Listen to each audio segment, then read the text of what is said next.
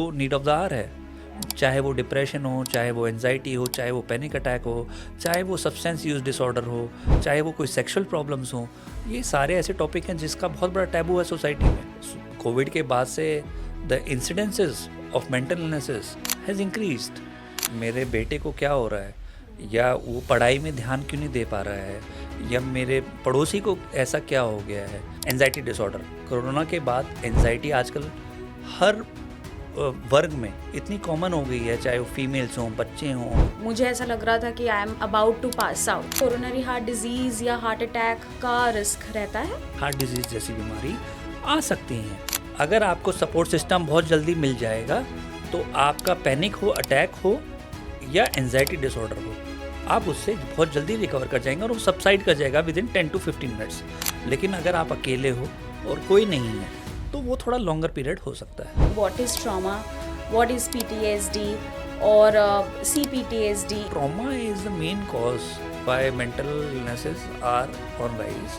कभी लगता है कि पोजेस हो गया है कोई, हो सकता है कि कोई भूत प्रेत हो या माता चढ़ गई हो। काफ़ी लोगों को सोसाइटी में पता ही नहीं है कि ये जो भूत प्रेत, ऊपरी चक्कर, ये जो है ये साइकोलॉजिकल और मेंटल इलनेस है। So these are the symptoms which can hamper the childhood plus the entire life of an individual. Even in today's world, mental health is still a taboo topic. It is not easy to find a space which resonates with real life struggles and stories. Podcast with Positivity brings us just the opportunity to interact with our guests and experts and learn more from their lived experiences, where you can pick up a thing or two about how to go about dealing with the same. So join us for this conversation where we know more about real stories and experiences. And for further information, don't forget to check out positivity.com. Hello everyone. Today we have with us Dr. Ankit Taral, psychiatrist, educator, digital creator, and a very worthy recipient of Delhi Ratta. Thank you so much, sir, for joining us today. Thank you, madam, for calling me over. So, Dr. Ankit has made mental health accessible to every household. जिसके बारे में बात करना पहले मुश्किल होता था, आज वो बहुत आसान हो गया है डॉक्टर अंकित के डिफरेंट रील्स और पोस्ट्स के ज़रिए. So thank you for creating that space for our audience and for us. Thank you so much. I think it was much needed for the society. Nowadays when this is an era of social media, तो जब आज social media का era है तो I think हमें एक opportunity है हर घर तक पहुंचने की through a wild broadcast to reach every house, और उनको बताना कि मानसिक बीमारियां कितनी खतरनाक हो सकती हैं और उसके लिए क्यों ट्रीटमेंट ज़रूरी है. Absolutely. So that brings the curiosity, you know, कि आपको इस चीज़ में इंटरेस्ट कहाँ से आया या वाई साइकेट्री? यार ये तो मुझे इंटरेस्ट तो नहीं था, मतलब ऐसा my dad, I was getting only 2 branches, one was psychiatry and one was surgery. Okay. तो माय डैड सेड कि सर्जरी में तो it will be very hectic and everything and you are not that strong enough to face those challenges, big challenges. Okay. Then he said you should go for the psychiatry part. But actually when I went into the psychiatry, जब मैंने psychiatry में पढ़ाई शुरू करी, PG करी अपनी, तो तब धीरे धीरे शायद मुझे लगा कि ये ब्रांच मेरे लिए ही बनी थी, और ये शायद मेरे पिताजी का फैसला नहीं था, ये शायद भगवान का फैसला था कि I should go and do good to the society. Right. Psychiatry एक माइनर ब्रांच जाना जाता है मेडिसिन की पढ़ाई में, right? A lot of people think कि अच्छा सीट नहीं मिल रही है तो साइकेट्री ले लेते हैं या फिर इजी रहेगा, but it is actually extremely demanding. Emotional जो एक बर्डन उठाना पड़ता है एक मेंटल हेल्थ केयर गिवर को, दैट्स अ लॉट. वो अंदर से आना चाहिए, आई थिंक, समवेयर. आपने बिल्कुल सही बोला, माइनर ब्रांच जाना जाता था, अब ये मेजर ब्रांच हो गया है. It is much in demand. अभी ये हर जगह डिमांड में है. हर घर में कोई ना कोई सफ़र कर रहा है, हर दूसरे आदमी में कोई ना कोई परेशान है. ये पहले भी होता था लेकिन कोई वॉइस नहीं करता था. अब लोगों को अवेयरनेस बढ़ रही है. कोविड के बाद से the incidences of mental illnesses has increased. द rate of suffering has increased. Also पहले जैसे रिकॉग्नाइज करना, डायग्नोस करना मुश्किल होता था because people would not recognise कि there is a challenge. Somewhere Covid built that space for us. हाँ, तो वही तो मैं कह रहा हूँ ना, कोविड के बाद जब उन्हें लगा कि भाई इससे मेरे बेटे को क्या हो रहा है, या वो पढ़ाई में ध्यान क्यों नहीं दे पा रहा है, या मेरे पड़ोसी को ऐसा क्या हो गया है, तो तब उन्होंने एक्नॉलेजमेंट करना शुरू किया और उन्होंने वॉइस करना शुरू किया। जाते भले ही छुप छुप के थे, लेकिन इलाज तो लेते थे ना। ठीक है, और अब वो इतना कॉमन हो गया कि अब छुपने की ज़रूरत नहीं, क्योंकि हर किसी को पता है it is normal, it is normal, definitely. तो जब आपने सोचा कि इसके बारे में कुछ किया जाए, mostly doctors don't step out of their clinic and start talking about कि एग्जैक्टली क्या हो रहा है. और साइकेट्री ऐसी फील्ड है जहाँ confidentiality is very very important. तो इंपॉर्टेंट, राइट। आसान नहीं है कि एक रिस्क लेके कि मेरा क्लाइंट यहाँ पे कॉम्प्रोमाइज़ हो सकता है अगर मैं इसके बारे में बात करना चालू करूँ कैमरा में. How did you break that barrier? देखो, मैंने कभी भी क्लाइंट के बारे में, पेशेंट के बारे में बात ही नहीं करी। मैंने तो उस चीज़ के बारे में बात करी जिसके बारे में हमें बात करनी चाहिए। The condition, the the mental health condition, itself. The disease, the disease it is causing to the person. तो I never reveal identity, I never broke confidentiality, लेकिन हमने उस बारे में बात करी जो नीड ऑफ द आवर है। चाहे वो डिप्रेशन हो, चाहे वो एनजाइटी हो, चाहे वो पैनिक अटैक हो, चाहे वो सब्सटेंस यूज डिसऑर्डर हो, चाहे वो कोई सेक्सुअल प्रॉब्लम्स हो, ये सारे ऐसे टॉपिक हैं जिसका बहुत बड़ा टैबू है सोसाइटी में। ठीक है, तो हमने उसके बारे में हाईलाइट करा, चाहे वो हमने नाच के करा, चाहे गा के करा, लेकिन मेरा सोल पर्पस ये था कि इससे बारे में हर बात घर, किया जाए. यस, क्योंकि आजकल सोशल मीडिया में लोग एक रील को 1 या 2 सेकंड के स्पैन तक देखते हैं और फिर स्क्रॉल कर देते हैं। तो आपको अपना कंटेंट भी वैसा ही बनाना है जिससे कि आप ज़्यादा घर तक और ज़्यादा लोगों तक काफ़ी देर तक पहुंच सको। और जब आप इतनी आसानी से बात करते हो और इतने लोगों के एक लिव्ड एक्सपीरियंसेस के बारे में बात करते हो, तो I think it becomes much more easy कि अच्छा मुझे ये भी होता है, या this is something which is very close to me. तो then they start breaking the stigma, I think. Yes, definitely. अब मैं, मान लो मैं कंटेंट शूट कर रहा हूँ मेजर पॉपुलेशन के लिए, लेकिन मेजर पॉपुलेशन देख रही है नहीं देख रही है, वो उस पर तो नहीं बात करते, लेकिन कोई एक भी इंसान अगर देख रहा है और जो उससे पीड़ित है, तो maybe I am hitting the right target. कहीं ना कहीं वो, मैं नहीं कहता कि मुझे दिखाओ, मैं ये नहीं कहता कि तुम मेरे पास आओ, मैं ये कहता हूँ कि तुम किसी के पास भी जाओ पर सफ़र मत करो, तुम अपने आप को दिखाओ, अपनी मेंटली स्टेबिलिटी को बनाओ। So that is what my agenda is. Great.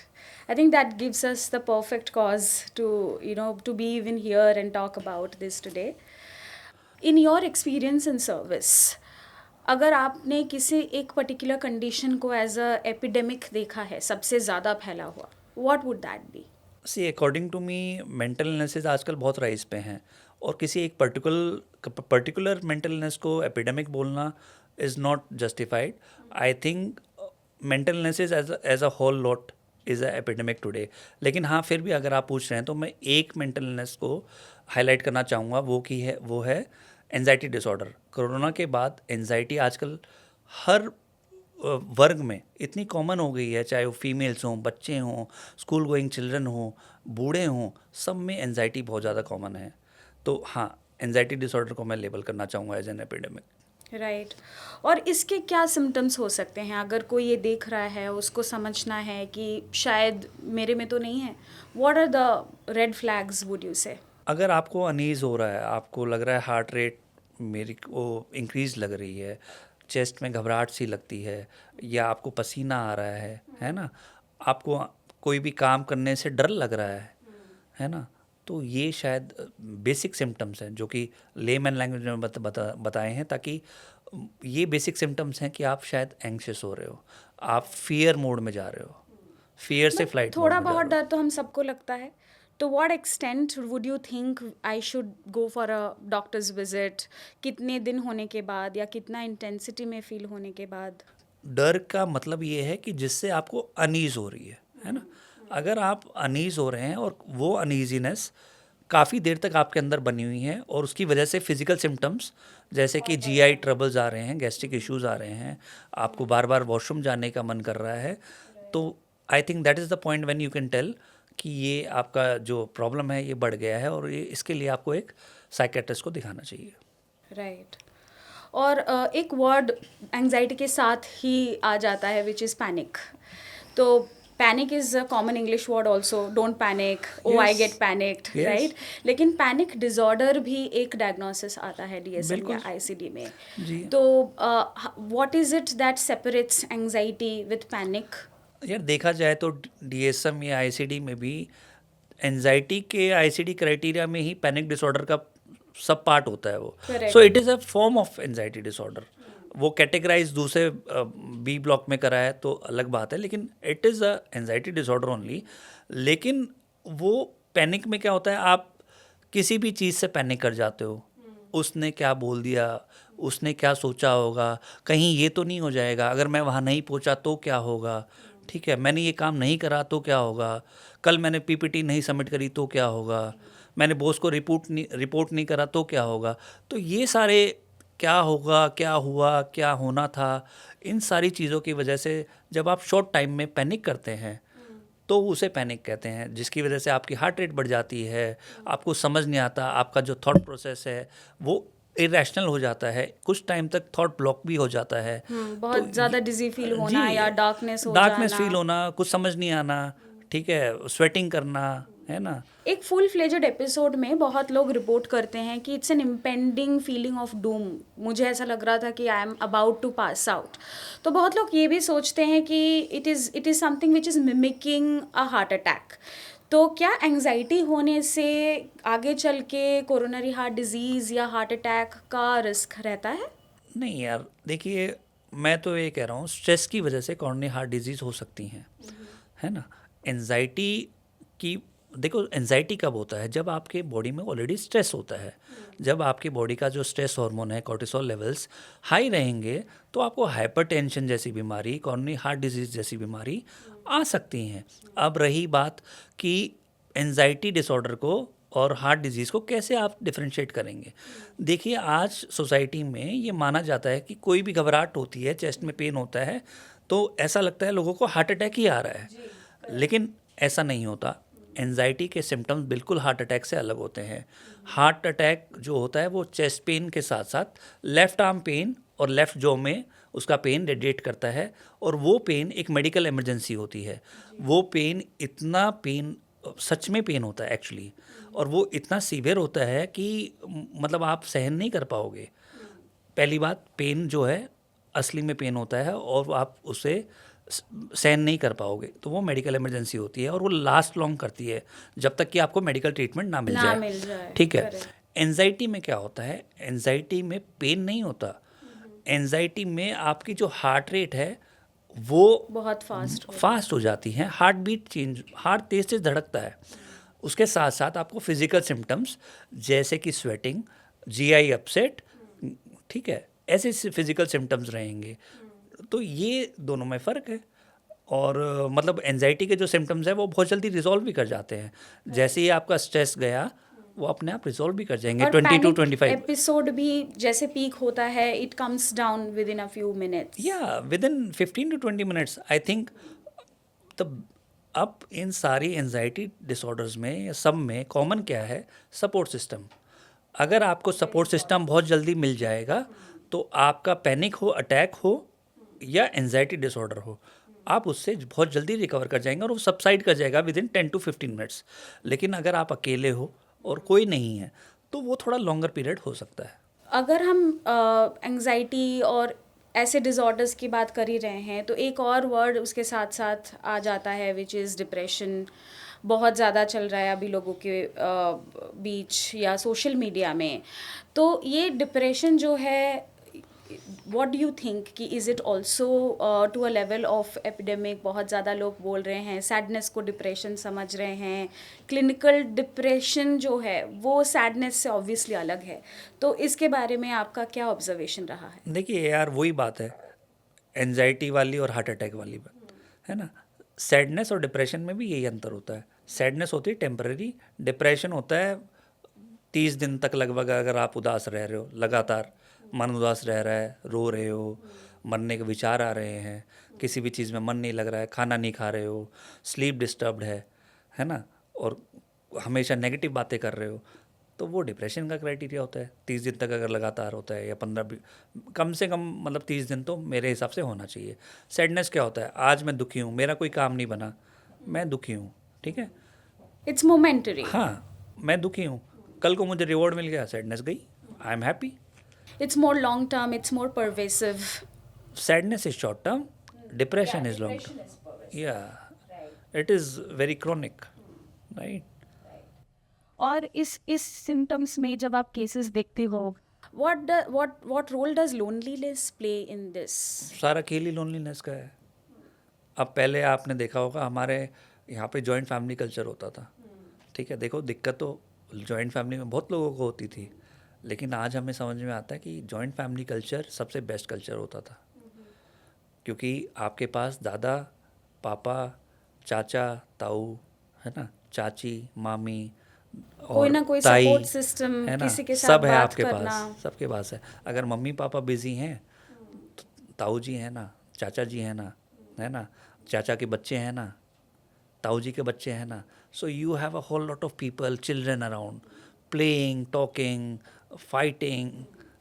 तो एक एडजस्टमेंट एबिलिटी भी इंसान का ग्रो कर जाता है, जो आज के ज़माने में थोड़ा मिसिंग है. फ्रस्ट्रेशन टॉलरेंस कम होने लगा है. बिल्कुल, अब आप देखिए ना, मान लो फॉर एग्जांपल किसी का बच्चा है, पेरेंट्स हैं, दो मियाँ बीवी हैं, काम पे चले गए, बच्चा स्कूल चला गया, बच्चा स्कूल से वापस आ गया, पेरेंट्स, मम्मी भी शाम में लेट आई, पापा भी लेट आए, अब बच्चे ने स्कूल में क्या करा ये पूछने कोई पेरेंट्स नहीं है। तो बच्चा आज स्ट्रगल क्यों कर रहा है, बच्चा इसलिए स्ट्रगल कर रहा है क्योंकि उनके पास लोग नहीं है, पेरेंट्स नहीं है। उसको स्कूल में किसने बुली करा, उसको स्कूल में किसने चोट मारी, उसको मैडम ने क्या बोला, ये तो किसी ने पूछा ही नहीं। और जब तक आप बच्चे से बात ही नहीं करोगे, पूछोगे ही नहीं, तो बच्चा ठीक कैसे होगा। बच्चे के दिमाग में तो ट्रॉमा बनता जा रहा है, और ये छोटे छोटे इंसिडेंट्स ही एक ट्रॉमा का रूप लेते हैं। Right. Actually, you have brought up a very important aspect, trauma. Aaj we are getting to read, thankfully, about trauma, childhood trauma. कभी वो दिखने में आता है, रिपोर्टेड होते हैं, कभी लॉन्ग टर्म नेग्लेक्ट से भी ट्रॉमा डेवलप होता है. तो अगर आप थोड़ा हमें बताएं कि what is trauma, what is PTSD और CPTSD, ये जो सारे टर्म्स आजकल पॉपुलर हुए हैं, ये अगर थोड़े सिंपल भाषा में हमें समझाए, what can be the warning science of it. देखिए ट्रॉमा क्या होता है, ट्रॉमा बार बार एक बच्चे के चाइल्डहुड पर उसे एक निगलेक्ट करके, उसे अब्यूज़ करके, उसके इमोशंस को डिसरिगार्ड करके बार बार उसको ट्रॉमेटाइज़ किया जाता है, और ऐसे ही ट्रॉमा बनता है। तो यस, ऐसे ट्रॉमा बनता है, और वो ट्रॉमा फिर उसकी पर्सनैलिटी में दिखता भी जाता है। आगे जाके जब वो एडल्टहुड में पहुंचता है तो वो भी वैसा ही बनता जाता है। वो भी अपने बच्चों को या भाई के बच्चों को या किसी दूसरे बच्चों के प्रति कभी भी एम्पैथाइज़ नहीं करता। वो भी उसी लाइन में उनको अब्यूज़ करना शुरू कर देता है, या निगलेक्ट करना शुरू कर देता है, या वैल्यू करना शुरू कर देता है। तो ऐसे ही ट्रॉमा की चेन भी पास ऑन होती जाती है। सिम्टम्स क्या हो सकते हैं कि अगर I am carrying the baggage of my childhood trauma, तो how will I be aware of it, मुझे पता कैसे चलेगा, how can I seek better help. देखिए यार, सिम्टम तो यही होते हैं कि एडजस्टमेंट इशू आते हैं सबसे पहले। जो बच्चा ट्रॉमेटाइज रहा है बचपन से, तो उसको एडल्टहुड में भी सिम्टम्स आएंगे, एडजस्टमेंट की इश्यूज आएंगी, रिलेशनशिप में प्रॉब्लम आएगी, पर्सनैलिटी में प्रॉब्लम आएगी, सब्सटेंस यूज़ को बहुत प्रोन होते हैं ऐसे बच्चे, क्राइम को बहुत प्रोन होते हैं ऐसे बच्चे, कंपल्सिव लाइंग बहुत ज़्यादा कॉमन होती है, पैथोलॉजिकल लाइंग इतनी कॉमन होती है, गैम्बलिंग इतनी कॉमन होती है इन बच्चों में। सो these are the symptoms which can hamper the childhood plus the entire life of an individual. तो अगर पेरेंट्स को अपने यंग अडल्ट्स में या टीनेजर्स में ये साइंस दिख रहे हैं, तो they can definitely step up and seek help. हाँ यार, अगर बच्चे में बार बार इरिटेबिलिटी बनी हुई है, अगर बच्चा आपसे ढंग से बात नहीं कर रहा है, खाना नहीं खा रहा है, और आपको बता नहीं रहा है, कम्युनिकेट नहीं कर रहा है, सो नहीं रहा है, स्क्रीन टाइम ज़्यादा देख रहा है, दूसरों को मार रहा है, setting things on fire, curtains में आग लगा रहा है, या माचिस या चाकू से खेल रहा है, तो I think there is something wrong with the personality of the child, and he और she should definitely go to the therapist or a psychiatrist. और एक अडल्ट रिलेशनशिप में अगर देखा जाए, lot of times more than the anti social tendencies या conduct disorder, ये सब छोड़ के अगर सिर्फ इमोशनल हीलिंग या इमोशनल इनसिक्योरिटी, इमोशनल डिसरेगुलेशन की बात की जाए, जहाँ पे इंसाइट रहता है कि I am struggling, may be जैसे जिनके बात आप कर रहे थे, जो बच्चा कुछ काम कर रहा है कि putting things on fire and being more unruly, उस बच्चे में उतना इंसाइट तो नहीं रहेगा. But as an adult when I understand कि मेरे रिलेशनशिप में something is off, I am showing a pattern कि जहाँ पे रिलेशनशिप स्टिक नहीं रहे हैं, मैं ट्रस्ट नहीं कर पा रही हूँ, मैं हील नहीं कर पा रही हूँ पिछले ब्रेकअप से या ऐसा कुछ, तो वहाँ पे भी एक ट्रॉमा का रोल रहता है. डेफिनेटली एडल्टहुड में अगर आप जो बिहेव कर रहे हो या किसी रिलेशनशिप में आप दे तो 100% रहे हो लेकिन वो चल नहीं रहा, वर्कआउट नहीं हो रहा, तो there is definitely something associated to your childhood. I think ऐसा नहीं होता. कई बार हम करना पॉजिटिव चाहते हैं, हम करते भी पॉजिटिव है, लेकिन वो हमारे बिहेवियर में ऐसे ऑटोट्यून हो चुका है वो ट्रॉमा कि हम चाह के भी उसे गलत ही करते हैं. समझ रहे हो आप? क्योंकि बचपन में मेरे से, मान लो मुझे किसी चीज़ से बचपन में ट्रॉमा था और वो सेम सिचुएशन अब एडल्टहुड में आ रही है, तो मैं 1 मिनट भी नहीं सोचूंगा कि ये मैं गलत कर रहा हूँ. वो मेरी पर्सनैलिटी से ऑटो ट्यून हो चुका है और मैं वो सेम ही करूँगा जो मेरे साथ जो बचपन में हुआ था. तो वहाँ पे थेरेपी और any psychiatric intervention can definitely help to begin the path और जर्नी ऑफ हीलिंग. या डेफिनेटली बहुत सारे मतलब हम जो करते हैं वो trauma based cognitive behavioural therapy करते हैं. फिर हमारा दूसरा होता है जो eye movement desensitisation reprocessing therapies होती हैं. फिर तीसरा है हमारा सोमेटिक थेरेपीज़, और फोर्थ होता है फिर अपना माइंडफुलनेस और ब्रीथिंग टेक्निक्स, या जिसे मेडिटेशन भी कहते हैं. तो ये थेरेपीज़ होती हैं जिसके लिए WHO ने भी बोला है कि ये सेफेस्ट थेरेपीज़ हैं जो कि किसी भी ट्रॉमा को हील करने में एक इंडिविजुअल की मदद करती हैं, और बहुत ज़्यादा इफेक्टिव थेरेपीज़ हैं ये WHO ने भी बोला है.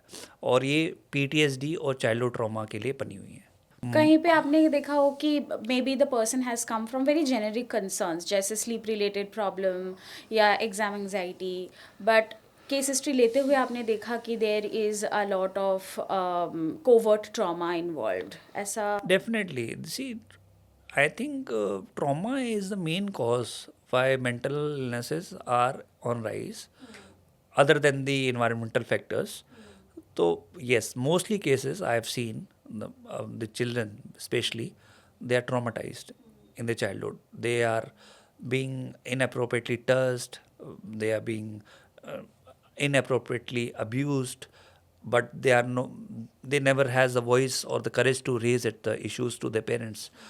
तो येस डेफिनेटली फिर वो हमारे पास आते हैं, तो फिर उनकी detail history, sexual history, childhood history लेते हैं. मेहनत तो लगती है बहुत, तो बट ऐसा भी नहीं है कि पहले सेशन में ही वो ठीक हो जाते हैं. You have to have multiple sessions to gain that confidence, that to build that rapport. So definitely working with children I think it is very very tough. और एक स्टैटिस्टिक सामने आया है कि you would expect that female children might be at the face of abuse more, but somewhere very close an equal percentage of male children get abused, and that is very shocking as well. I think in children there is not an question of gender. Abuse is done equally in both the genders in children. Boys are equally abused because they are not aware what is happening with them. They are not aware of what is right, what is wrong. They are not aware of what is the right and biological process to conduct or to see the things or to execute the things. So yes, and they also feel shy. They do not have enough courage to share it to the parents or someone else. They are very shy, introvert. They also become fearful at times, because people do try to threaten them also. If you say this, if you tell this to someone, that will happen. I will do this. So yes, so children are very prone, and I think today through your podcast, I thank you. I want to, give the voice to all the children that if you're facing any kind of problem, any kind of trauma, any kind of inappropriate touch or gestures or signals, you do voice it to your parents. Prevention को दिमाग में रखते हुए parents को कौन से science watch out करने चाहिए बच्चों में ताकि वो करेक्ट टाइम पे हेल्प ले पाए रिगार्डिंग अब्यूज और एनी इनअप्रोप्रिएट देखिए, बिहेवियर? बच्चा बहुत डेलिकेट होता है ना माइंड से, और फ्रेजाइल भी होता है, और ग्रोइंग होता है उसका माइंड. तो जब बच्चा कुछ भी एक्टिविटी ओवर या कम करने लग जाए तो पेरेंट्स को वॉचफुल रहना चाहिए. और सडनली चुप हो जाए तो बच्चों को बहुत केयरफुल होना चाहिए, और बच्चे को इमोशनल सपोर्ट पेरेंट्स को हर मोमेंट देना चाहिए. नो मैटर व्हाट, बच्चे कुछ अच्छा करे तो भी आप उसके इमोशनल सपोर्ट दीजिए, कोई बुरा करे तो उसको कंडीशन करिए. और मान लो फॉर एग्जांपल बुरा इन द सेंस कि पढ़ाई में नहीं अच्छा कर रहा या उसका पढ़ाई के लिए बैठ नहीं रहा है, तो उसमें भी आप उसको मोरल सपोर्ट और इमोशनल सपोर्ट दीजिए. और उसके साथ उसको इनकरेज करिए ऊपर उड़ने का, फ्लाई करने का, ना कि उसको क्रिटिसाइज करके नीचे खींचे. तो I think these are the science. आपके करियर में साइकेट्री में कोई ऐसा केस जो बहुत इंटरेस्टिंग था, काफ़ी सीखने को मिला आपको, कुछ शेयर करना चाहेंगे हमारे साथ? हाँ, मैंने एक और केस आपको बताने जा रहा हूँ, बहुत ही इंटरेस्टिंग केस है, और आप सुनोगे तो आपको काफ़ी अचंभा भी लगेगा. एक फ़ीमेल हमारी पास आई और वो बोली कि मुझे दिख नहीं रहा आँख से. तो हमने उसका जो है MRI, ऑप्थल, रेफरेंस वगैरह सब कुछ कराया, सारी चीज़ें नॉर्मल थी. फिर हमने उसकी साइकी समझी, और फिर हमने उसको बोला, देखो हम ना कनाडा से बहुत इम्पोर्टेंट इंजेक्शन, आपके लिए बहुत महंगा इंजेक्शन मंगवाने जा रहे हैं, और आपको वो रोज़ डालेंगे और आपकी रोशनी जो है वापस आ जाएगी. तो हम ऐसे ही एक सिरिंज में पानी भरते थे और उसको दिखाते थे कि हम उसको वो सिरिंज लगा रहे हैं, और वो सिर्फ पानी होता था, नॉर्मल सलाइन, दैट्स इट. और जैसे जैसे हमने उसको 2-3 बार ऐसा लगाया तो भैया 3rd या 4th डे में उसकी आंखें की रोशनी वापस आ गई. ठीक है. फिर हमने उसका ये रूल आउट किया कि ऐसा हुआ क्यों. तो उसके लिए हमने उसका साइकोलॉजिकल असेसमेंट करवाया. एक टैट करके एक हमारा साइकोलॉजिकल असेसमेंट टूल होता है, जिसे हम थ्रेमेटिक एप्रिसिएशन टेस्ट भी कहते हैं. हमने वो टेस्ट कराया. उसमें एक कार्ड होता है जिसमें कि ऐसा लगता है कि एक कपल जैसे अफेयर सा कर रहे हैं. तो जैसे ही हमने वो कार्ड उस लेडी को दिखाया, उसकी आंखों की रोशनी वापस चली गई. Is it? Yes. So what do you intercept out of it? तो we got the cause. और बाद में हमने जब डिटेल असेसमेंट दोबारा करा तो हमें पता चला कि एक बार उसने अपने पति को अफेयर करते हुए देख लिया था. Okay. और उसकी वजह से, वो साइकोलॉजिकल इम्पैक्ट की वजह से उसकी आंखों की रोशनी चली गई. तो वो जो Which was totally functional. Impact उनके ऊपर हुआ था, Yes. जिसके चलते Yes. उनको ये psychological blindness. It was not organic, it was functional. So उसकी वजह से उनको ऐसा ब्लाइंडनेस हुई थी. बट दिस कोई टुक अस, सोच भी नहीं सकता कि इस एंगल से एक ब्लाइंडनेस रिपोर्ट हो रही है. ये बहुत this case was very good case, और बड़ा अजीब केस था मेरे लिए, तो बड़ा अजीब था. और कोई डायरेक्टली साइकियाट्रिस्ट के पास भी नहीं आएगा इस सिम्टम को लेके, right? we just got a call from emergency to rule out the psychiatric evaluation or psychiatric problems. Either the patient was in the emergency, वो emergency में थे, और वो भर्ती हुए थे कि ये कोई जो है ऑर्गेनिक प्रॉब्लम है, कि ये इसका कोई फिजिकल कॉज है, इसलिए वो भर्ती हुए थे. और वो भर्ती हुए थे ऑप्था के यूनिट में, ऑप्था और न्यूरो के यूनिट में. लेकिन जब हमने उसे डिटेल असेस करा, हमें कम से कम इस केस में 15 से 20 दिन लगे, लेकिन हमने इसको केस को सॉल्व कर दिया. तो जब ये रिलेशनशिप की बात चल रही है, मैरिज की बात चल रही है, आपके ध्यान से mental health important role play करता है किसी मैरिटल प्रॉब्लम और या मैरिज ब्रेक होना या मेक होना, दोनों में ही this can be an important aspect? देखिए यार, मेक का तो मैं कह नहीं सकता, लेकिन ब्रेक का मैं कह सकता हूँ. मेंटल हेल्थ इश्यूज़ की वजह से मैरिजेस ब्रेक हो रही हैं. किसी को ये पता चलता है कि मेरी पत्नी या पति को पहले बीमारी थी, तो वो शादी नहीं करते, पहली बात. दूसरी बात, शादी के बाद पता चलता है कि वो सफ़र कर रहे हैं तो सपोर्ट तो वो करते हैं, लेकिन कुछ टाइम तक अब मेंटल हेल्थ में ये लगा लो, सेक्सुअल प्रॉब्लम्स लगा लो, शादी के बाद पता चलती है पीएमई हो या ईडी हो, तो उसमें फिर बहुत सारे डिवोर्स होते हैं। तो ये रिलेशनशिप पूरा मेंटल हेल्थ पे डिपेंड होता है। आपका देखने का नज़रिया कैसा है, how you think, how you speak, how you behave, what you eat, what you drink, it is totally dependent on the mental health and your relationship. मतलब ये क्वाइट सरप्राइजिंग है, अगर किसी को फिजिकल बीमारी है, बड़े से बड़ा, वो डायग्नोस होने के बाद भी फैमिली आती है, सपोर्ट करती है, पार्टनर बिकम्स वेरी कॉन्शियस कि नहीं, I have to play the role of being a care giver. लेकिन जहाँ पे बात आती है मेंटल इलनेस की या कंडीशन की, तो वहाँ पे सडनली नोबडी शोज अप और लगता है कि नहीं, ये मेरा रिस्पॉन्सिबिलिटी नहीं है। वो इसलिए हो रहा है ना मैडम कि अवेयरनेस नहीं है, वो इसलिए हो रहा है एक्सेप्टेंस नहीं है सोसाइटी में, है ना। आज ऐसे भी पेशेंट हैं मेरे जो वाइफ में प्रॉब्लम होती है तो हस्बैंड सपोर्ट करता है और ट्रीटमेंट भी दिलाता है, और हस्बैंड में होते हैं तो वाइफ सपोर्ट करता है, लेकिन वो रूरल एरिया से नहीं होते ज़्यादातर, वो अर्बन एरिया से होते हैं, क्योंकि रूरल एरिया तक तो बात ही नहीं पहुंची है ना, सोसाइटी अभी वहाँ तक पहुंची नहीं है, एक्सेप्टेंस नहीं है। तो अगर एक्सेप्टेंस हो जाएगी तो मुझे लगता है मैरिजेस, जो डिवोर्स रेट है या ब्रेक रेट है, वो कम हो जाएगा, और एक्सेप्टेंस हो जाएगी तो हर किसी को इलाज भी मिलेगा। बिल्कुल, सपोर्ट से आता है स्टिग्मा फ्री सोसाइटी, और तो क्या? वहाँ से treatment also becomes more acceptable. Yes, why not. तो जब सोसाइटी पे आ रहे हैं तो India as a culture often sees different kinds of manifestation, जैसे कभी लगता है कि पोजेस हो गया है कोई, हो सकता है कि कोई भूत प्रेत हो या माता चढ़ गई हो, the complaints can be anything. तो ऐसा कुछ आपने नोटिस किया है अपने प्रैक्टिस में, जब कोई पेशेंट आता है और रिपोर्ट करता है कि मेरे साथ ये हो रहा है? बहुत ऐसे तो बहुत डिसोसिएशन के तो बहुत पेशेंट देखे हैं, बहुत हद से ज़्यादा। और मैं सच बोलूँ, इसमें मैं आपको एक इंसिडेंस भी शेयर कर सकता हूँ।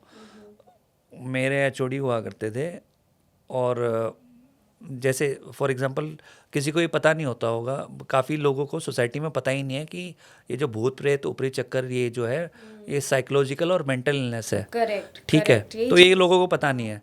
तो जब हमारे पास इस प्रकार के पेशेंट हमारे पीजी रेजिडेंसी के दौरान आते थे, तो मैं उस चीज़ में एक्सपर्ट था, भूत उतारने में। सीरियसली, मेरे एचओडी स्पेशली मुझे बुलाते थे कि अंकित इसका भूत उतार दे। सो आई यूज्ड टू मैं डिफरेंट तरकीब निकालता था, मैं तेज़ बात उससे करता था, उसके दिमाग से, मैं उसको दिखाता था कि मैं उसके भूत से बात कर रहा हूँ, उससे बात नहीं कर रहा। क्योंकि जो उसने माना है, मैंने ये नहीं बोला कि तू जो मान रहा है वो गलत है, जो उसने माना मैंने उसको मान लिया, और मैं उसी आदमी से बात कर रहा हूँ जो उसके अंदर है। तो मैंने उस आदमी से बात करी जो उसके अंदर है, और उसको बात करके मैंने डरा के उसको भगा दिया, तो उसका भूत निकल ही गया। But actually it was all a placebo kind of an engagement. Yes, this is not something which the society should fear from. This is kind of a mental illness. ये एक साइकोलॉजिकल और मानसिक बीमारी है। भूत किसी में नहीं आता है, ठीक है।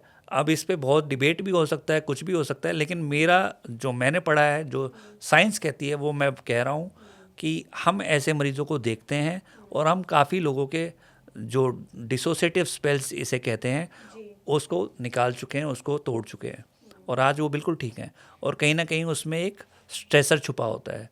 आपको वो स्ट्रेसर ऐसे नहीं पता चलेगा, 1 या 2 मीटिंग में नहीं, आपको टाइम देना पड़ेगा स्ट्रेसर निकालने के लिए। तो ये एक रिस्पॉन्स है ट्रॉमा या स्ट्रेस को डील करने का? यस, डेफिनेटली ये रिस्पॉन्स ही है अटेंशन सीख करने का।